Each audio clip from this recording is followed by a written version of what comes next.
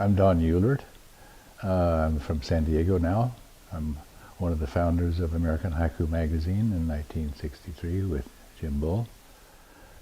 I came to teach at Platteville, Wisconsin State, I think in 1961, and Jim Bull was already teaching there, as I recall, and we were both kind of mavericks in the department and spent a lot of time together. I learned from him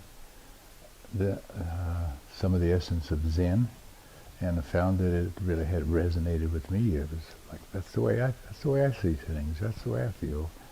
And we were both using Harold Henderson as a kind of a Bible and in the interpretation and translation of haiku from Japanese. And Henderson was suggesting there ought to be a way to have an authentic American voice in haiku. And so we sort of took up the challenge of that. And we looked at some of the haiku that had been being written by Hackett, J.W. Hackett, O.M.B. Southard, and just thrilled to those possibilities. And they weren't all 575. And that got to be some of a controversy of the early years about the form, whether or not it should have a seasonal cut word, and whether or not it should have a pause in the middle, and we're trying to learn some of the essence of sabi, slenderness, and the grace of some of the traditions of Japanese haiku, and how they could be translated. So we were pretty astute scholars and exploratory adventurers, and at one point we just said, why not answer that call for an American Haiku magazine? At the beginning of American Haiku magazine, or for its beginnings, I think it simply came out of our excitement. We had seen the Japan Airlines competition and realized that they had, I think they made 10,000 submissions for that, and I said, who are these people? They're out there waiting to have a voice. And I don't think we felt like we were going to change history, but we really felt we were part of a rising tide. Well, I'm now teaching clinical psychologists in a graduate program.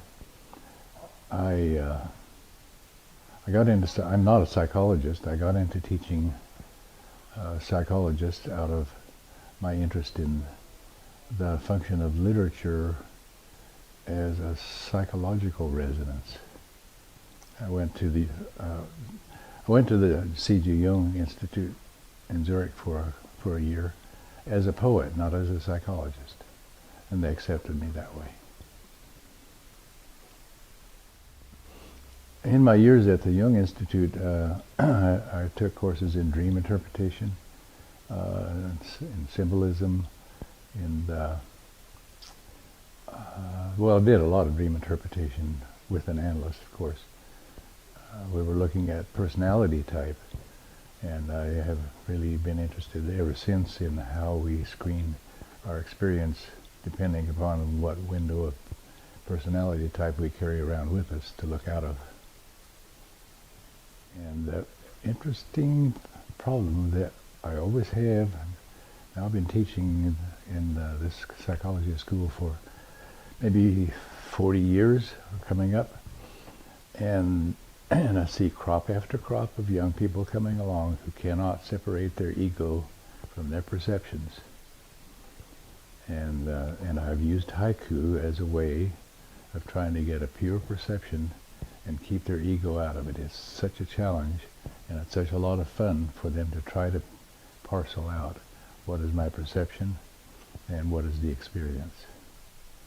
I think if they can do that, they might be ready to practice on human beings, if they can do it with a butterfly, you know. I was doing a lot of haiku workshops and for various audiences, and still do, and really directly applied that. I have a little template that I get psychologists who are in workshops, and I get them in a day's retreat. Ideally, I get them in a day's retreat, and we go haiku stalking, and just wander around and tell them to put their ego behind them somewhere, and just perceive until some things come together that seem to them significant or meaningful, just in the way things come together in nature. That has the beingness also has meaning without their applying it, without their describing it. So I continue to apply this to psychologists in training because I find that it helps my own perceptions, and I still carry on the practice of trying to write a haiku a day. And I tell them, if you do that, if you can write a haiku every day, there'll be no way that day has gone by without your active involvement in the meaning of that day. You won't get lost.